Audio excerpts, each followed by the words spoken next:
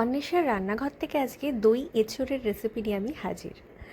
আর একটু অন্যরকমভাবে দেখাবো রান্নাটা। দেখো, প্রথমে আমি এঁচোড়টাকে কেটে ভালো করে নুন হলুদ দিয়ে একটু সর্ষের তেল দিয়ে প্রেশার কুকারে দুটো সিটি মেরে নিয়েছি আর জল ঝরাতে রেখে দিয়েছি। এখানে আমি টমেটো আর পেঁয়াজটাকে কেটে নিয়েছি। সর্ষের তেল এখানে গরম হয়ে গেছে। আমি এখানে আলুটাকে ডুমো ডুমো করে নুন হলুদ দিয়ে ভেজে নিচ্ছি লাল লাল করে। আর এদিকে আমি একটু আদা রসুনের সাথে গোটা গরম মশলা বেটে নিয়েছি। আর ছোট বাটির এক বাটি দই, একটু কাশ্মীরি গুঁড়ো লঙ্কা, একটু জিরে গুঁড়ো, ধনে গুঁড়ো দিয়ে নিয়েছি।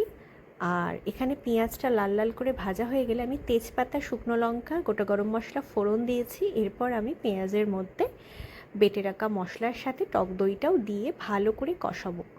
আর আপনারা যেমন ঝাল খাবেন সেই অনুযায়ী ঝাল দেবেন। গোলমরিচের গুঁড়ো একটু আমি দিয়েছি। এরপর আমি টমেটোর কুচনো দিয়ে আবার কষাতে থাকবো।